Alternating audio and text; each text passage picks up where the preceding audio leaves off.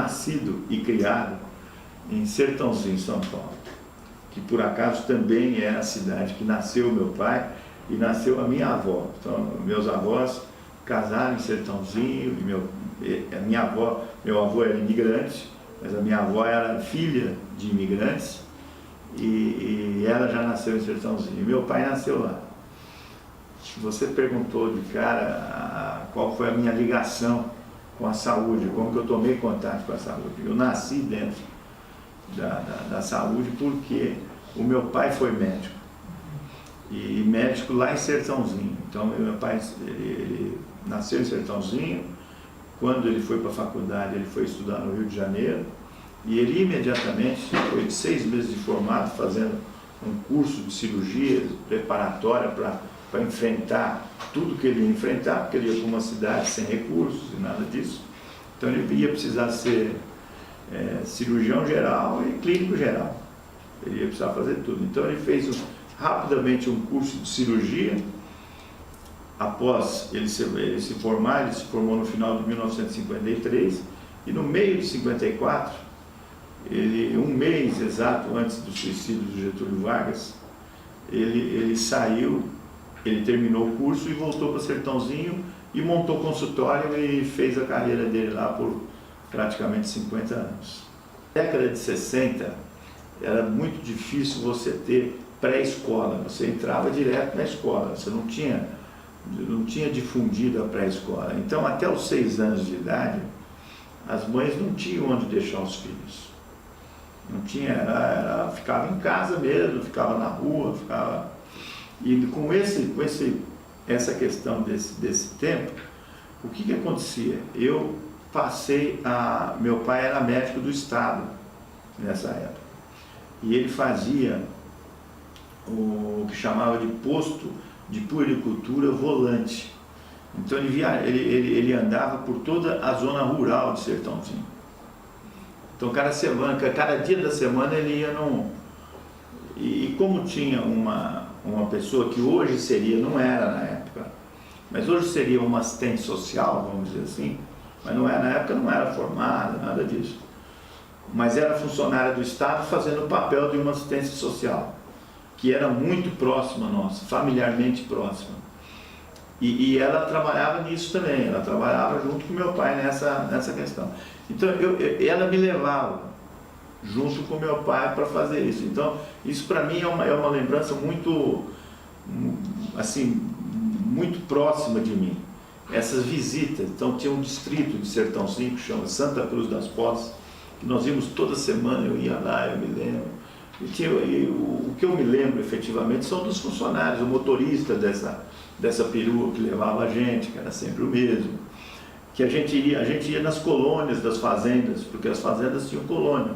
Nessa época, estou falando de 1960 e pouco, da década de 60, as fazendas tinham colônias grandes, e a população rural no Brasil era muito maior que a de hoje. Então, esse foi o primeiro contato que eu tive com a saúde de uma maneira geral e a medicina. E você lembra como é que era o procedimento do seu pai?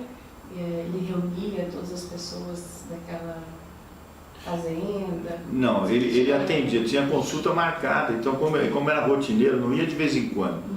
Era rotineiro, então naquele tal lugar ele ia toda segunda-feira, no outro ele ia toda terça, no outro toda quarta, então era rotineiro, entendeu? Tinha as enfermeiras, que eu não posso dizer se eram enfermeiras, se eram atendentes, provavelmente atendentes naquela época, e marcava. Então ele ficava consultando mesmo, tinha lá o consultóriozinho de saúde pública, imagina como é que devia ser na época, e eu não acompanhava consulta, não acompanhava nada disso, eu simplesmente ia exatamente pela falta da pré-escola. E isso acabou me levando a ter esse contato. Esse contato é muito presente em mim, como eu já falei. E a partir daí foi uma coisa assim, vamos dizer, foi uma coisa natural eu caminhar para fazer medicina. Meu pai era médico, com certeza ele sempre demonstrou muito vontade de que eu fosse também. Então, antes de eu sentir a minha vontade, eu já estava no rumo de ser médico.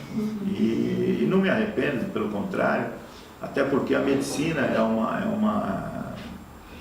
é uma profissão que hoje, por exemplo, junto com as outras, junto com engenharia, junto com direito, junto com o magistrado, junto com uma série de profissões, com a de professores, você estuda aquilo lá, mas você tem N maneiras de exercer aquela profissão. Então a medicina que eu exerço, felizmente ou infelizmente, não sei, foi a que eu escolhi, mas não é a mesma que meu pai escolheu. Ainda que eu tenha sido médico, nem de perto eu tive a mesma vida dele. Entendeu?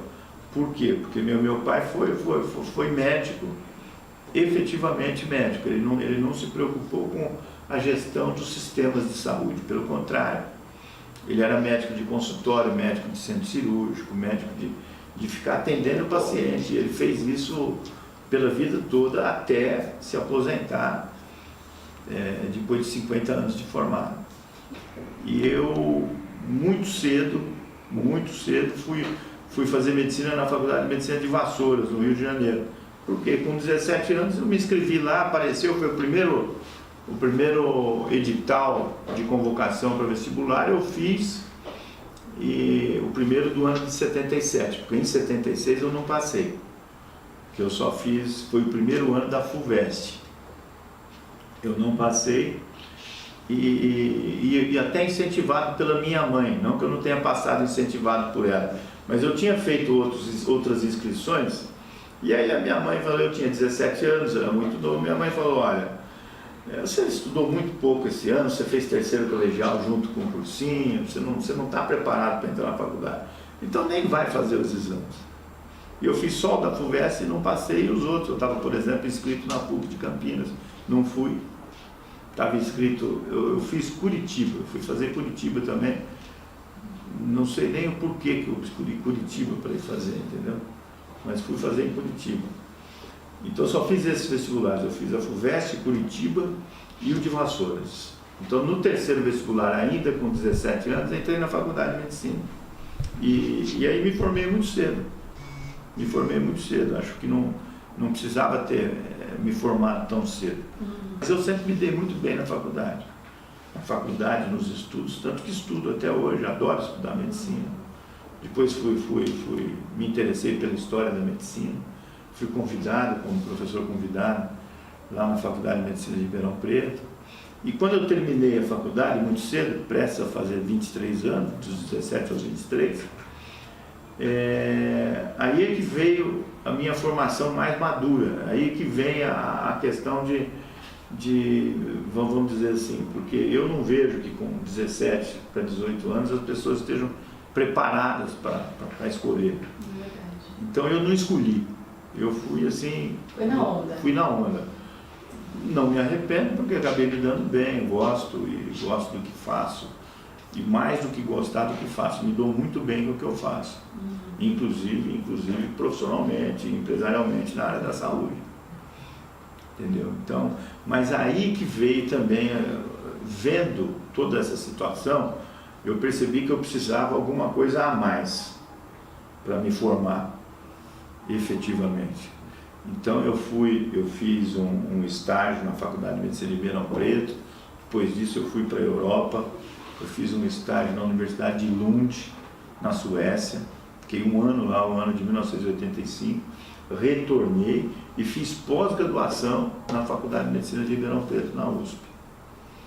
E aí concluí o meu mestrado, só que aí já em 1992, de 91 para 92, e depois disso que eu me senti que eu tive efetivamente o título de especialista.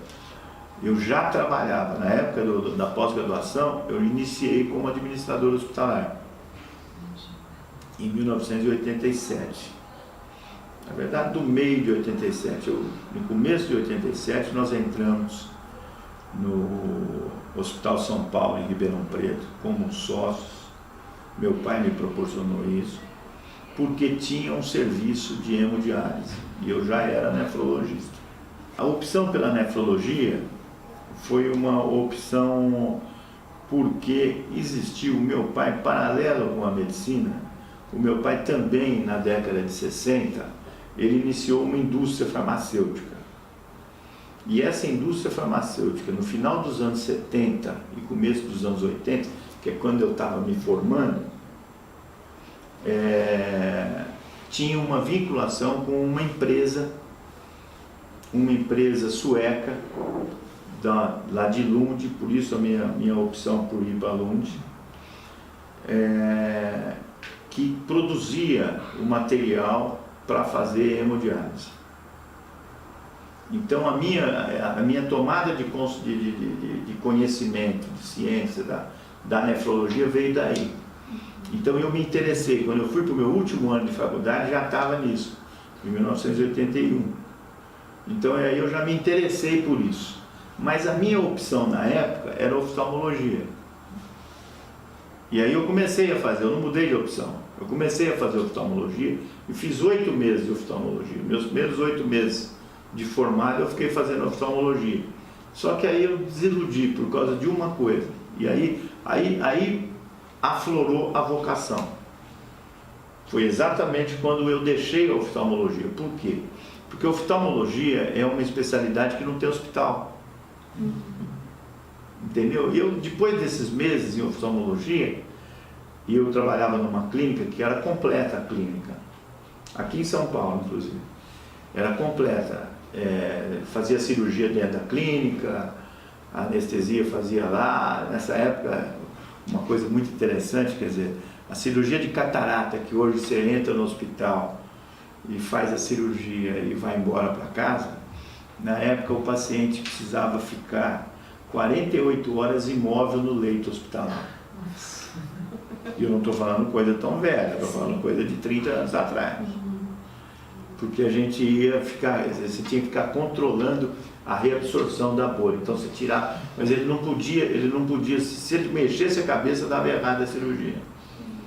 Então você precisava, quase que amarrava o paciente numa cirurgia de catarata, que hoje é uma coisa muito simples. Mas aí, como que teve um problema no centro cirúrgico da clínica, que precisou reformar não sei o que lá, talvez a vigilância sanitária, eu não participava da administração nessa época, mas aí falaram, olha, agora nós vamos operar no hospital.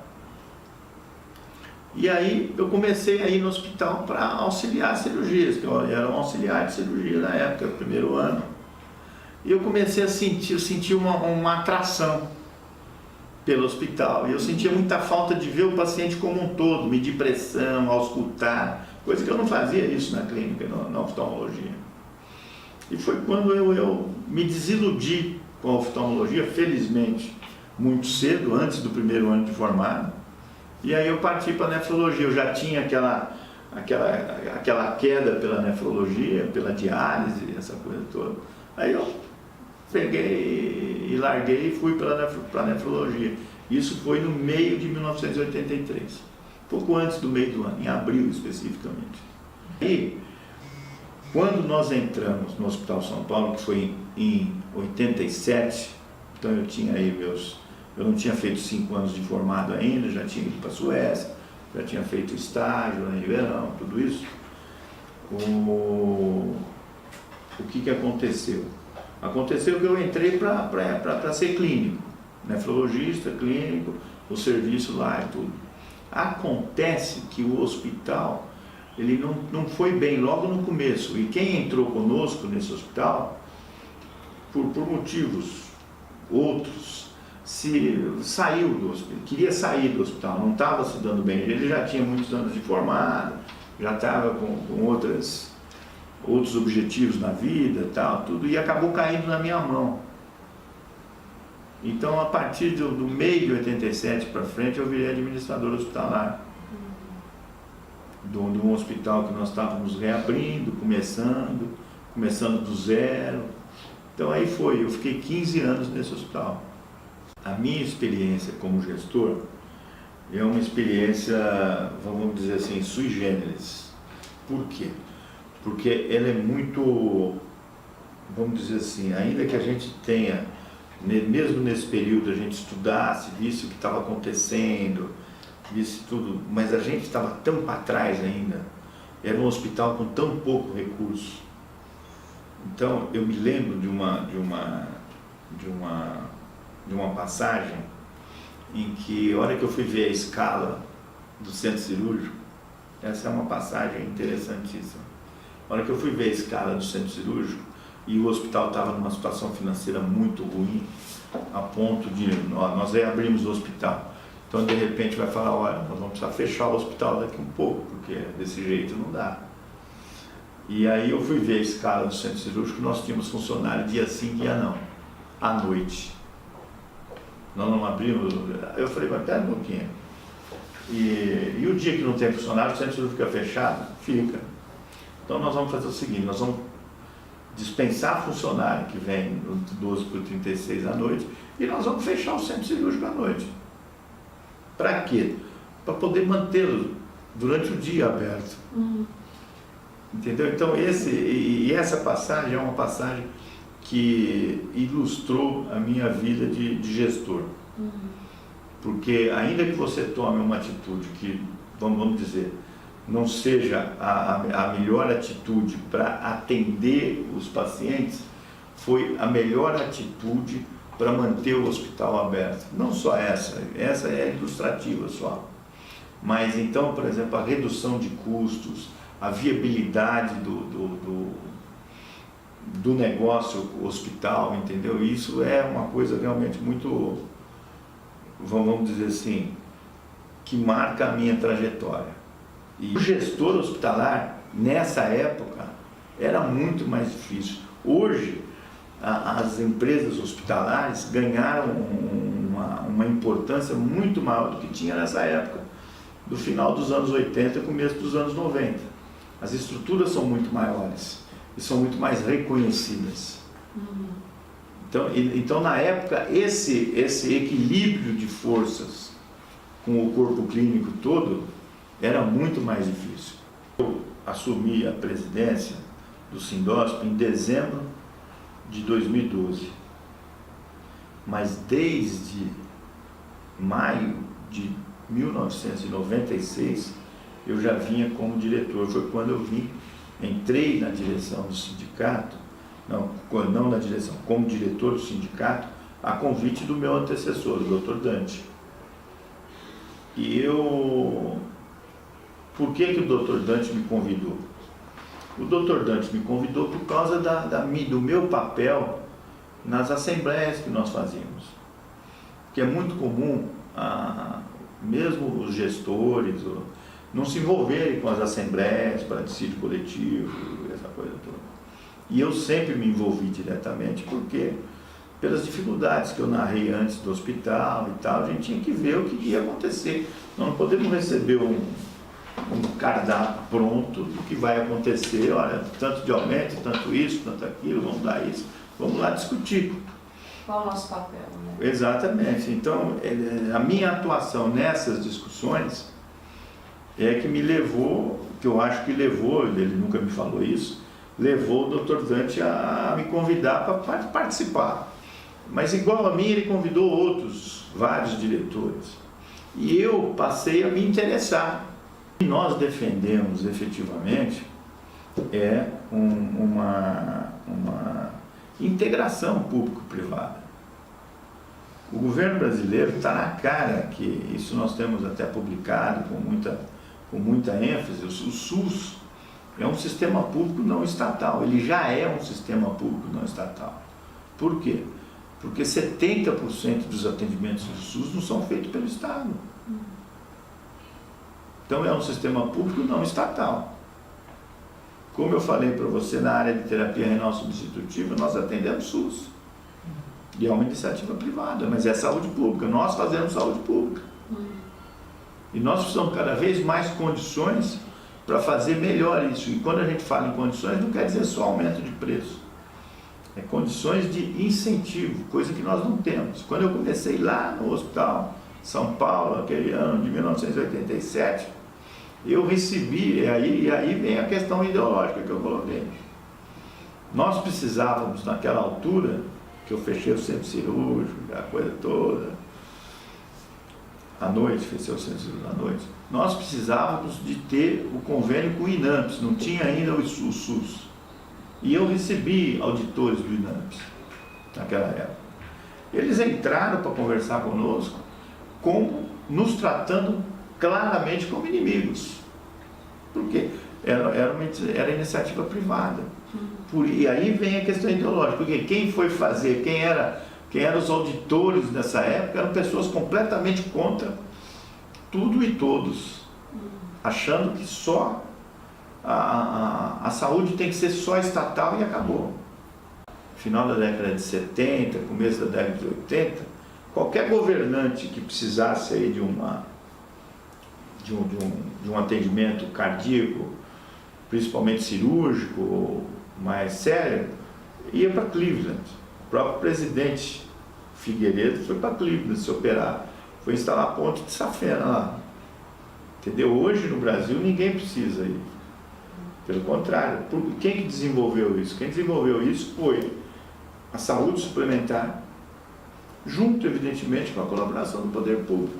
Pessoalmente não participei, estava iniciando, eu iniciei em 87, a Constituinte já estava no seu meio, mas nessa altura a gente vê relatos importantes de pessoas que participaram junto com a Associação dos Hospitais do Estado de São Paulo, a FBH, a FENAES. A FENAES nasceu aqui junto, quer dizer, o fundador da FENAES é ex-presidente do Sindosp, que é o Dr. Ubiratã Delac. Então, a FENAES e o Sindosp sempre andaram muito juntos. E eles tiveram um papel importantíssimo.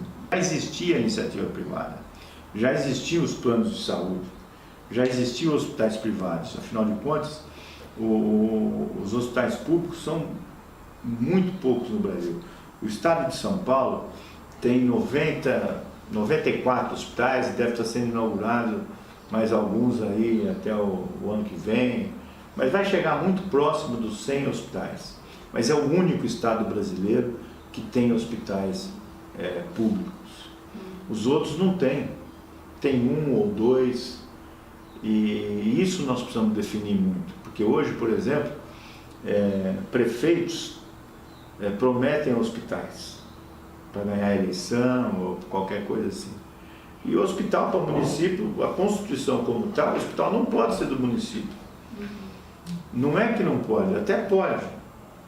Mas o município vai pegar um dinheiro que ele precisa fazer outras coisas e pôr dentro do hospital. E não vai resolver o problema da população. Acho que o poder público não pode perder a sua importância. Eu acho que o poder público ele tem que ter, não vou dizer cada vez mais importância, mas ele tem que manter a sua importância, principalmente do ponto de vista regulatório. A regulação não pode ser feita pela iniciativa privada. É quase a mesma relação que eu falei lá no hospital, na gestão do hospital, entre o administrador e o médico. O papel do Sindosp ele tem sido muito importante.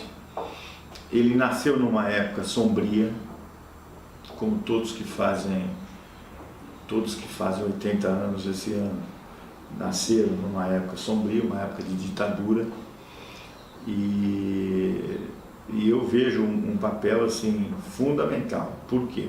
Ao longo dos anos, o Sindosp em si ele se reciclou. Ele passou a defender a integração público-privada, ele passou a defender que a assistência à saúde fosse valorizada. Só que ao longo de muitos anos, isso não foi era uma voz no deserto, entendeu? Então nós não tivemos, tanto que nós temos problemas até hoje. Mas essa voz no deserto, ela se manteve.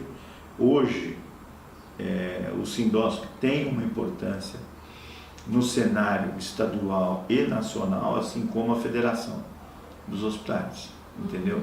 Então hoje nós somos chamados a opinar, a discutir, a dar a nossa visão sobre determinados assuntos, coisas que não existiam anteriormente. E isso é por causa de um trabalho ao longo de todos os anos, não vou dizer ao longo dos 80 anos, mas seguramente ao longo dos últimos 40 anos, o Sindosp vem assumindo uma posição, até porque ele é o responsável, foi o responsável sozinho até os anos 2000, por fazer todo o relacionamento com os colaboradores, as convenções coletivas de trabalho, tudo isso aí, e continua sendo responsável. Evidentemente nós estamos numa situação de crise financeira, o Brasil entrou numa recessão brutal e isso afeta a saúde como um todo. Por quê? Porque afeta a saúde mais do que os outros. Pelo seguinte, você tem uma diminuição do recurso da saúde suplementar. Então esse paciente que era atendido na saúde suplementar perde o direito, porque ou por desemprego ou por falta de condição financeira. Certo? Para onde ele vai? Ele vai para a rede pública. A rede pública, com a recessão, está diminuindo o seu orçamento. Então, ao mesmo tempo que diminui o orçamento, você aumenta o serviço. Então ela afeta mais o setor da saúde que os outros. Porque é em dobro. E rapidamente. Nós estamos, a gente tem que encarar aqui, num momento muito difícil. E difícil, particularmente difícil, porque nós tivemos a suspensão do imposto sindical. Mas nós somos a favor da queda do imposto. Por quê? Porque nós achamos que nós temos condições suficientes de mostrar para o nosso representado que o nosso serviço tem valor, que o serviço do Sindosp tem valor. Então nós temos uma posição muito tranquila com relação a isso, porque é uma opção do setor, não é uma opção minha ou da diretoria, é uma opção do setor. E o setor tem que fazer essa opção. Por quê? Porque quanto menos imposto, não só no sentido de taxação financeira, mas quanto menos nós tivermos imposições, quanto mais livre for a sociedade, melhor ela vai se desenvolver. Acho que o setor sindical está sofrendo muito mais do que nós, porque nós temos, por conta desses 80 anos, dessa estrutura que nós construímos aí ao longo desses 80 anos, e não sou eu, evidentemente, eu estou só faz 5 anos e meio aqui, quer dizer, então teve 74 anos e meio antes da minha assunção à presidência. E então todos têm o seu valor e precisa ser reconhecido. É por isso que nós estamos fazendo essa intervenção aí, porque esse valor precisa ser reconhecido. E não, olha, nós começamos ontem. Não, nós não começamos ontem, nós estamos fazendo 80 anos. Tem uma estrada aí. Tem uma estrada. E isso em tudo, quer dizer, a gente quer deixar isso como exemplo. A gente quer deixar isso porque tudo tem. Então, por exemplo, por mais divergências que eu tenha tido em vida com o meu pai, e tive muitas divergências, mas eu não posso negar que o meu pai foi importantíssimo para mim na minha vida. Entendeu? Ele me empurrou, ele me assessorou, entendeu? Claro que ao longo da vida você tem algumas divergências, mas você não pode deixar de reconhecer as partes positivas e muito positivas, sem as quais a gente não viveria, sem as quais nós não estaríamos aqui falando dos 80 anos, pelo contrário. Daria para pensar que os momentos de crise também são os momentos mais criativos, né? No sentido de que você precisa pensar em soluções. Né? E como é que você pensa em soluções se não é olhando a própria trajetória, exatamente, é olhando adiante? E é exatamente isso que aconteceu conosco, entendeu?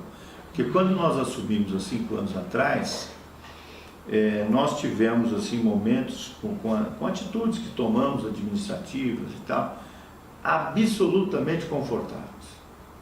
Quer dizer, o Sindosp, na sua história, ele não teve situação de conforto como nós tivemos esses últimos 5 anos, que é fruto do trabalho da equipe toda. Que é um trabalho que já vinha, quer dizer, vinha e culminou com isso. Um lado era completamente selvagem, e aí provocou a reação do outro lado, que virou selvagem também. Nós precisamos nos civilizar, mas nós não estamos ainda. Nós não estamos ainda. Nós precisamos ainda por isso é que eu falo do poder regulatório do Estado. Entendeu? Não pode deixar na mão do trabalhador e nem na mão do empresário. O Estado tem que ser o poder que vai moderar essa situação. Os sindicatos, principalmente os trabalhadores, nos últimos anos, tomaram uma importância. Na verdade, eles têm uma importância, é uma questão, mas ele nasceu na época da ditadura. Então ele tem um poder que não é mais viável nos dias de hoje. Então ele tem que ser reformulado. Todos os sindicatos.